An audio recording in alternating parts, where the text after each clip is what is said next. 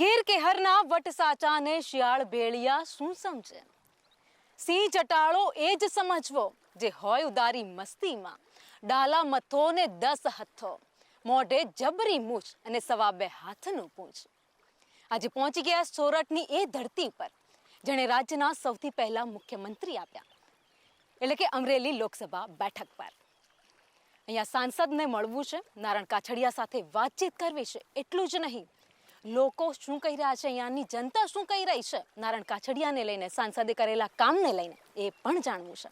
તો આવો મળીએ નારણ કાછડિયા, જેણે સરપંચથી લઈ સાંસદ સુધીની સફર ખેડી છે, જેમની ઓળખ 108 એમ્બ્યુલન્સ તરીકે છે, કે જ્યારે કામ પડ્યું યાદ કર્યા અને જગ્યા ઉપર પહોંચી ગયા.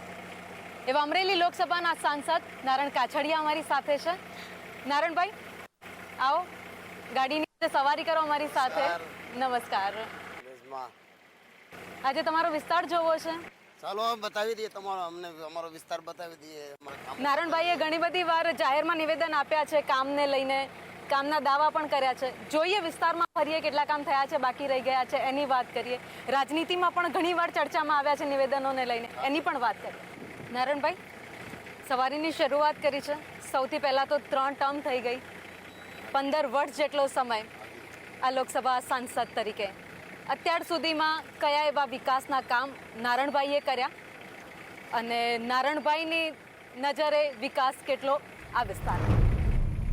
પહેલાં તો સંદેશ ન્યૂઝના હું ખૂબ આભાર માનું છું ને એમને અભિનંદન પણ આપું છું કે આજે અમરેલી લોકસભા વિસ્તારમાં ઇન્ટરવ્યૂ માટે તમે ખાસ અમદાવાદથી પધાર્યો છો, એટલે મારા લોકસભા વિસ્તારમાં આપને વેલકમ પણ કરું છું અને અભિનંદન પણ આપું છું.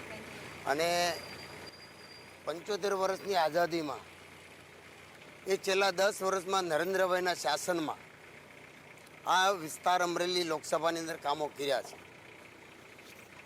પણ 1912ની અંદર આ અમરેલી જિલ્લામાં અંગ્રેજો વખતે બ્રોડગેજ મીટર ગેજ નખાયેલી.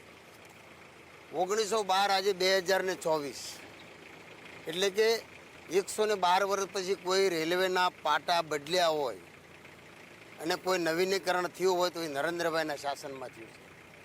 રેલવે માટે 2400 કરોડથી વધારે ખાલી મીટર ગેજમાંથી બ્રોડગેજ બનાવવામાં નરેન્દ્રભાઈની સરકારમાં, એટલે કે ઢસાથી જેતલસર બ્રોડગેજ 109 કિલોમીટર, એટલે કે લગભગ 1090 કરોડ રૂપિયા એ લાઈન માટે આપ્યા. ખીજડીયાથી અમરેલી, અમરેલી ચલાલા, ચલાલા ધારી, ધારીથી વિસાવદર, વિસાવદર તાલાલા, તાલાલાથી વેરાવળ, એ આખો બ્રોડગેજ લાઈનમાં ગેજ કન્વર્ઝન કરવા માટે આજે જો કે ફોરેસ્ટનો અમારે ઇસ્યુ છે, કારણ કે મારો લોકસભા વિસ્તાર છે એ લગભગ 60% જેટલો ફોરેસ્ટ એરિયામાં આવે છે, એટલે ફોરેસ્ટના થોડા પ્રશ્નો છે. પરંતુ જે ખીજડીયાથી વેરાવળ સુધીની જે લાઈન છે બ્રોડગેજ માટે, એ ખીજડીયાથી અમરેલી સુધીની 17 કિલોમીટર ઓલરેડી ટેન્ડર પણ થઈ ગયું છે અને આ માર્ચના પહેલા વીકમાં એમનું ખાતમુહૂર્ત પણ થઈ જવાનું છે, કે જે 178 કરોડ રૂપિયાના ખર્ચે એ બ્રોડગેજ મંજૂર.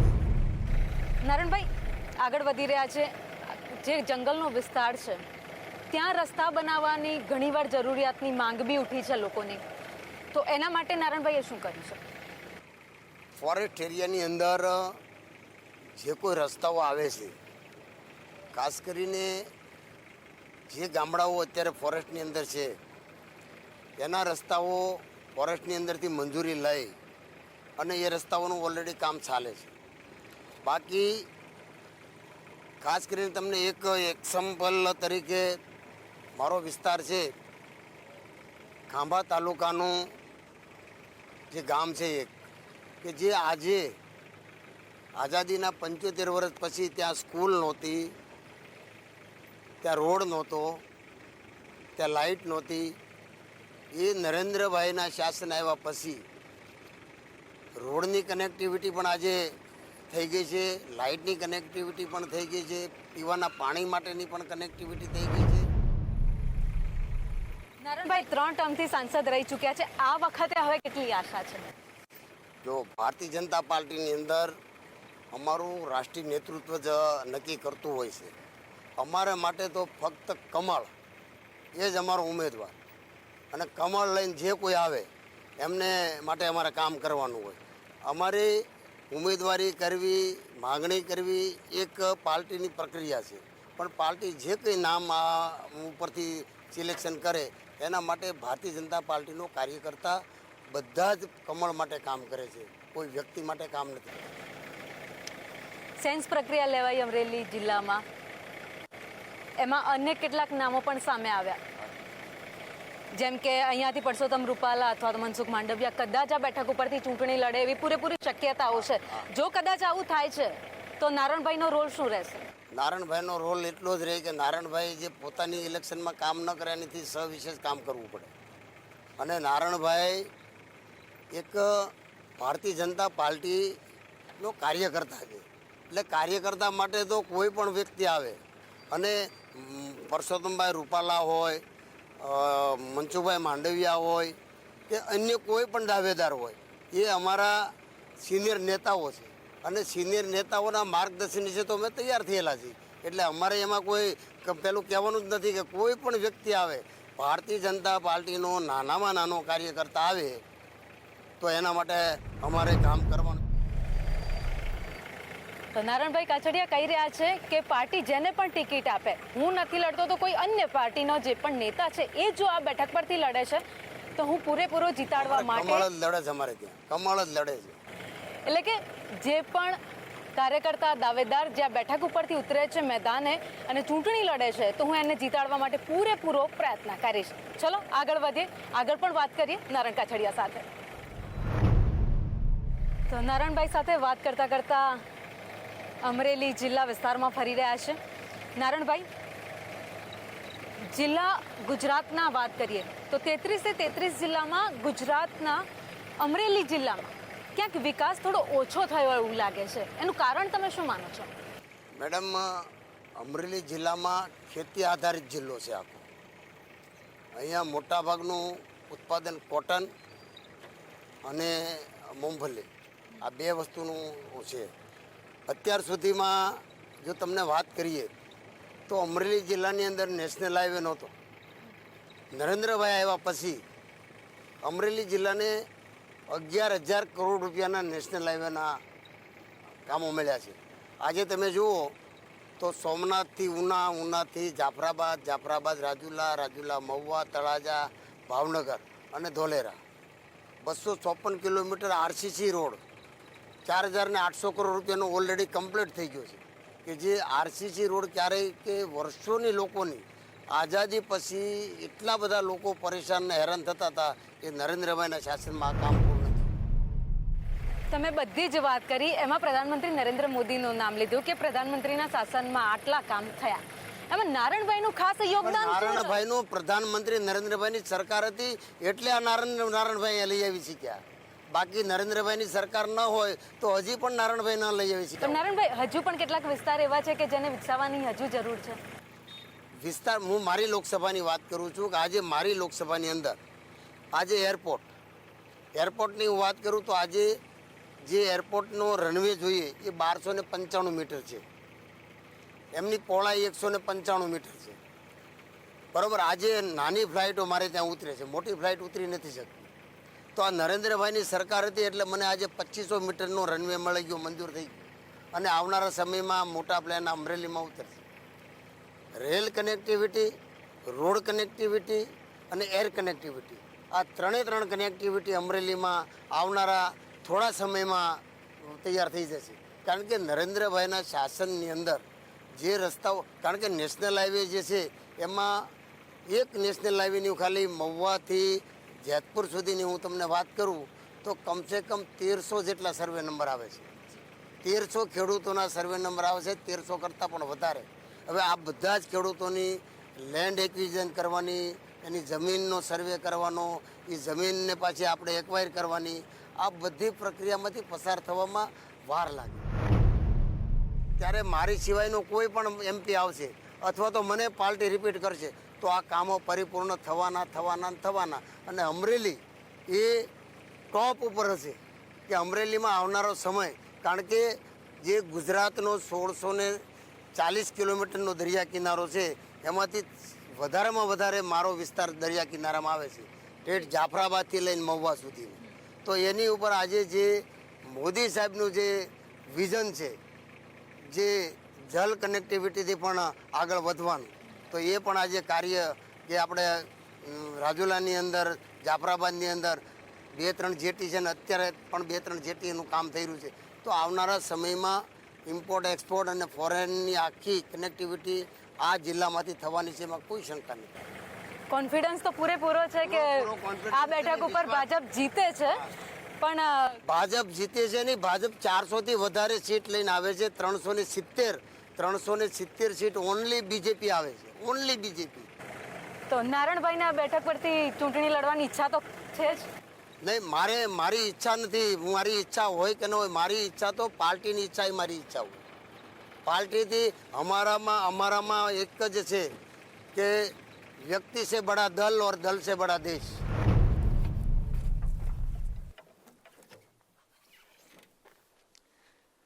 નારણભાઈ વાત કરી રહ્યા હતા કે વિકસિત ભારતની વાત છે, પણ ઘણી જગ્યાએ હજુ પણ બેરોજગારીનો દર છે.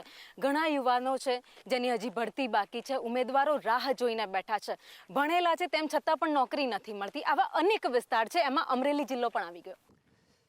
મેડમ, આજે જો હું વાત કરું બેરોજગારીની, તો નરેન્દ્રભાઈના શાસનમાં અને ખાસ કરીને ગુજરાતની વાત કરીએ તો હમણાં ગુજરાતમાં જે ભરતીઓ થઈ એના ભૂતોના ભવિષ્ય. આજે તમને કહું, એક સમય એવો હતો, એક ગામ, એક શાળાનો ઓરડો અને એક શિક્ષક. આ મેં મારી નજરે જોયેલું છે અને હું પણ એક શિક્ષકની આગળ જ ભણેલો છું. ત્યારે નરેન્દ્રભાઈ જ્યારે ગુજરાતના મુખ્યમંત્રી આવ્યા, ભારતીય જનતા પાર્ટીની સરકાર આમ તો ગુજરાતમાં આવી 95થી, વચ્ચે થોડો ટાઈમ બ્રેક થઈ ગઈ હતી, 1.5-2 વર્ષ. પણ ત્યારથી તમે જુઓ તો શાળાની અંદર સંપૂર્ણ ઓરડાઓ, શાળાની અંદર સંપૂર્ણ શિક્ષક, આખું શિક્ષણનું સ્તર સુધરી ગયું.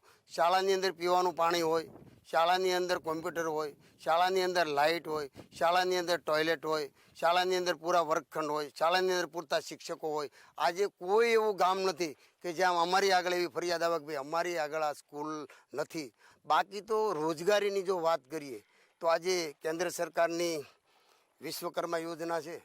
આજે ગામડું હોય, દાખલા તરીકે 18 પ્રકારના લોકો એમાં આવરી લીધા છે. વિશ્વકર્મા યોજનાની અંદર તમને 15 દિવસ કે મહિનો એમાં ટ્રેનિંગ આપે તાલુકા પ્લેસ ઉપર. તમે ટ્રેનિંગમાં જાઓ, કોઈ પણ લેડીઝ હોય કે જેન્ટ્સ હોય, એમને પર ડે 500 રૂપિયા તો આપવાના જ, શરૂઆત જાય ત્યારથી જ.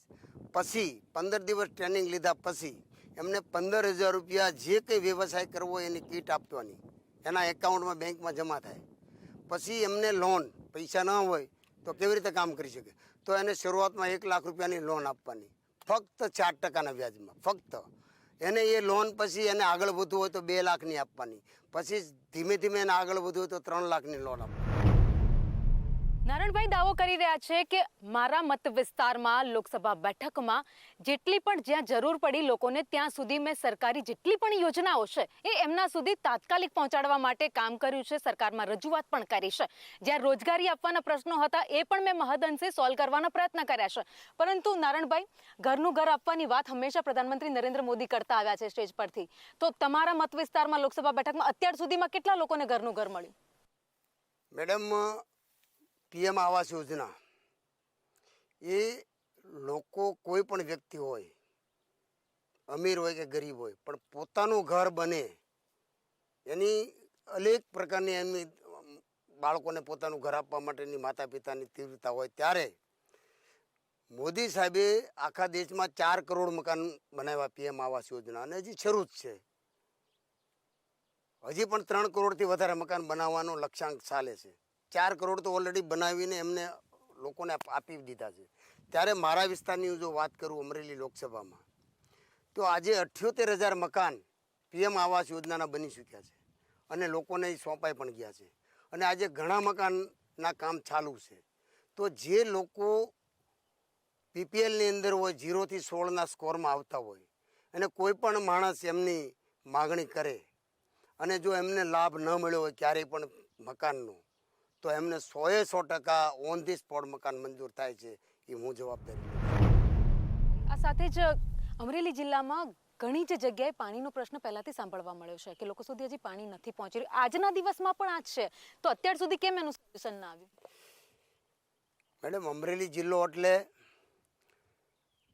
લગભગ 30% ગામડા એવા છે કે જે આખો જ તમને કહું ને કે ખારાપાટ જેવો કહેવાય કે ફ્લોરાઇડ જેને કહે, ખારું પાણી, કે જે અંદરનું પાણી તમે પી નહીં શકો. જ્યારથી નર્મદા યોજના આવી, હું જિલ્લા પંચાયતનો પહેલી વાર 1995માં સભ્ય બન્યો, એ પહેલાંની હું વાત કરું છું કે જે નર્મદા યોજના શરૂ થઈ અને જે નર્મદાનું પાણી આવ્યું, એમાં આજે ગુજરાતની હું વાત કરું તો ગુજરાતમાં લગભગ 11,000 કરતાં વધારે ગામડાઓમાં નર્મદાનું પીવાનું પાણી જાય છે. મારી લોકસભા વિસ્તારમાં 876 ગામ આવે છે. 876 ગામમાંથી આજે હું તમને મેડમ વાત કરું તો 550થી વધારે ગામમાં નર્મદાનું પાણી જાય છે પીવાનું. અમરેલી જિલ્લો આખો જ આસપાસ વિસ્તાર જેટલો પણ લોકસભાનો વિસ્તાર છે, આખા જિલ્લામાં તમે આંટો મારી લો, કોઈ પણ વ્યક્તિ એમ કહે કે મારે પીવાના પાણીની મુશ્કેલી છે તો હું ઓન ધી સ્પોટ 24 કલાકમાં પાણી અપાવીશ. આ મારી જવાબદારી છે. નારાયણભાઈ, હવે તમે અમરેલી જિલ્લાને વિકાસની દ્રષ્ટિએ કેવી રીતે આગળ જોઈ રહ્યા? અમરેલી જિલ્લાની અંદર એક સમય એવો હતો કે ખાલી જીનિંગ હતું, પરંતુ અહીંયા કોઈ પણ પ્રકારની તમને કહું કે બીજી કોઈ વ્યવસ્થા હતી નહીં ખેડૂતોને. એટલે આજે તમને કહું કે ખેડૂતોને જ્યારે કોટનનું ઉત્પાદન કરે છે, મગફળીનું ઉત્પાદન કરે છે, ઘઉંનું ઉત્પાદન કરે છે, અને આજે સૌની યોજના જે કહેવાય છે કે સૌની યોજનાના માધ્યમથી એક સમય એવો હતો કે ખેડૂતોને 200-250 ફૂટના કૂવા, 500-700 ફૂટ સુધીના બોર જે હતા એમાં કંઈ પાણી હતું જ નહીં. પરંતુ ભારતીય જનતા પાર્ટીની સરકાર આવ્યા પછી ખેડૂતોને નાના નાના ચેકડેમો બનાવ્યા અને ચેકડેમોના માધ્યમથી જે પાણી ભરાણા અને રિસાર્ચના માધ્યમથી આજે તમે જુઓ તો ખેડૂતોને ગમે ત્યાં જાઓ તો આજે ઉનાળામાં પણ પાક લઈ શકે છે. ઉનાળાના રવિ સિઝનના હોય, રામપાક હોય, બધા જ પ્રકારના આજે આ અમરેલી જિલ્લામાં પાકો લઈ શકે છે. ખરેખર અમરેલી જિલ્લો આવનારા સમયમાં ઘણો બધો વિકાસને પંથે આગળ વધવાનો છે, કારણ કે national highway, railway line, airport, આ બધી જ વ્યવસ્થાઓ ઊભી થઈ જાય એટલે ખરેખર આગળ વધશે. તો નારાયણભાઈ, જો કદાચ એમને ટિકિટ નથી મળતી તો નારાયણભાઈ ખુશ છે કે થોડું દુઃખ થશે? નારાયણભાઈને ટિકિટ નહીં મળતા હોય તો આની કરતાં આનંદમાં છે. આની કરતાં મારો આજે ચહેરો અત્યારે જે તમે ઇન્ટરવ્યૂ લઈ રહ્યા છો અને જે મારો ચહેરો છે એ તમે મને ટિકિટ ના મળે તો તમે સેમ ડે મારી જોડે આવજો એટલે તમને આની કરતાં પણ હું પ્રફુલ્લિત દેખાતો. નારાયણભાઈ સાથે વાત કરી, જનતા સાથે પણ વાત કરવી છે. નારાયણભાઈએ તો દાવા ઘણા જ કર્યા છે કે મેં ઘણા બધા કામ કર્યા છે, જનતાના કામ પણ કર્યા છે. જ્યારે વાત કરી જનતાએ, જ્યારે મુદ્દા ઉઠાવ્યા ત્યારે તાત્કાલિક એમની વચ્ચે પહોંચ્યો છું અને કામ મેં 100% ગેરંટી સાથે પૂરા કરી આપ્યા છે. તો હવે જનતા વચ્ચે જ જઈએ અને એમને જ પૂછે કે ખરેખરમાં શું આ કામ થયા છે કે આ માત્ર દાવા છે. તો અમરેલી લોકસભા બેઠક પર અનેક કામ થયા હોવાના સાંસદ નારાયણ કાછડિયાએ દાવા કર્યા. હવે જનતા પાસે જઈએ, એમની પાસેથી જ જાણીએ કે કેટલા કામ ખરેખરમાં અમરેલી અને આસપાસના વિસ્તારોમાં થયા છે. સાંસદ સાથે વાત થઈ અમારી, નારાયણ કાછડિયા સાથે. એમણે એવું કીધું કે જેટલી સમસ્યાઓ હતી એટલી બધી જ મેં લોકોની પૂરી કરવાનો પૂરો પ્રયત્ન કર્યો છે. જ્યારે મારી જોડે કોઈ સમસ્યા લઈને આવ્યું ત્યારે મેં એ સમસ્યાને પરિપૂર્ણ કરી છે. હજી સુધી અમરેલીમાં કાંઈ 2-3 વાર મંજૂર થઈ ગઈ, ગ્રાન્ટ આવી ગયા છે, તે કામ શરૂ થતું નથી અને આ લોકો એની કોઈ ચોખવટ કરતા નથી થશે કે નહીં એમ. ધંધા રોજગાર કેવું અમરેલીમાં? ધંધા રોજગાર છે જ નહીં. ઉદ્યોગ ધંધાની જરૂર છે, બ્રોડગેજ લાઇનની જરૂર છે, રેલવેની, અને ખાસ તો એસટી ડેપો શરૂ કરવાની જરૂર છે. 7 વર્ષથી કામ હાલે છે, હજી પૂરું થયું નથી, શરૂ થયું નથી, એટલે પ્રજા માનસિક રીતે પીડાય છે. 20 વર્ષ પહેલા અમરેલી કેવું હતું ને હવે અમરેલી કેવું છે? ઘણો જ સુધારો છે. ક્યાં ક્યાં કઈ જગ્યાએ સુધારો, શેમાં સુધારો? બધે જ રોડ રસ્તા બધું જ સારું થઈ ગયું છે. અમરેલીમાં પાણીની સમસ્યા હતી, એ દૂર થઈ ગઈ? દૂર થઈ ગઈ છે. અત્યારે ક્યારેક ક્યારેક લેટ થાય છે પણ હવે 2 દિવસે આવી જાય છે. પહેલા 8 દિવસે આવતું હતું. તકલીફો ઘણી બધી દૂર થઈ ગઈ. જે પહેલાં વીજળીની સમસ્યા હતી કોંગ્રેસની સરકારમાં, અત્યારે ભાજપની સરકારમાં 24 કલાક વીજળી, રોડ રસ્તા, પાણી અને તમામ પ્રકારની સુવિધા ભાજપ સરકારે આપી છે. ખરેખર તો આમ જોઈએ તો બેન, અમરેલી જિલ્લાની અંદર સારી જે સરકારી મોડલ જે સ્કૂલ હોવી જોઈએ ક્યાંય છે નહીં, અને સરકારી સ્કૂલોની અંદર જે પૂરતા શિક્ષકો હોવા જોઈએ ક્યાંય છે નહીં. હજી ગુજરાતની અંદર છેલ્લા 30 વર્ષથી ભારતીય જનતા પાર્ટીનું શાસન છે, અને 30 વર્ષની અંદર પણ હજી ગુજરાતની સરકારી શાળામાં શિક્ષકોની ઘટ છે, હજી ઓરડાની ઘટ છે. તો અમરેલી જિલ્લાને, અમરેલી શહેરને પ્રોપર એ જિલ્લાનું વડું મથક છે બેના, તો અહીંયા બ્રોડગેજ કેમ નહીં? મોટામાં મોટી અહીં સમસ્યા એ છે કે અહીં રોજગારી નથી, ઉચ્ચ શિક્ષણ માટેની અહીં કોઈ વ્યવસ્થા નથી. અહીંના અમરેલી જિલ્લાના લોકોને રોજગારી માટે સ્થળાંતર કરી સુરત, અમદાવાદ જવું પડે. અહીં ખેતી છે એ પડીને ભાંગી ગઈ છે. નારણભાઈ, જનતા વચ્ચે જઈને અમે સવાલ કર્યો. જનતાનું હજુ પણ કહેવું છે કે કેટલાક એવા નાના નાના કામ છે જે બાકી રહી ગયા છે, પણ નારણભાઈના મતે કઈ એવી વસ્તુઓ છે, કઈ એવી સુવિધાઓ છે જે જનતા સુધી પહોંચાડવામાં આવે, નાના ગામડાઓની ખાસ કરીને?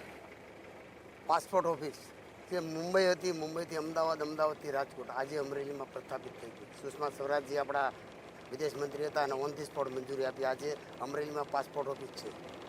એવી રીતે FM રેડિયો નાના સેન્ટરમાં ના હોય છતાં પણ આજે મોદી સાહેબે અમરેલીને પોતાનું ગણી અને FM રેડિયો પણ આજે અમરેલીમાં ચાલે. નારણભાઈ, ઘણી બધી જ વાતો કરી, તમે અમારી સાથે જોડાયા. આપનો ખૂબ ખૂબ આભાર અમારી સાથે ગાડીની સવારી કરવા બદલ. ધન્યવાદ, ધન્યવાદ. સંદેશ ન્યૂઝનો ખૂબ ખૂબ ધન્યવાદ, આભાર. તો આજના એપિસોડમાં અત્યારે બસ આટલું જ. તમામ એપિસોડ માટે આપ જોતા રહો સંદેશ ન્યૂઝ. ને હવે પછીના કાર્યક્રમમાં વધુ એક સાંસદ સાથે હું ભાવિની ડબકર, એટલે કે આપની રિપોર્ટર ગાડીવાળી, વધુ એક સાંસદ સાથે તમારી મુલાકાત ચોક્કસ કરાવશે.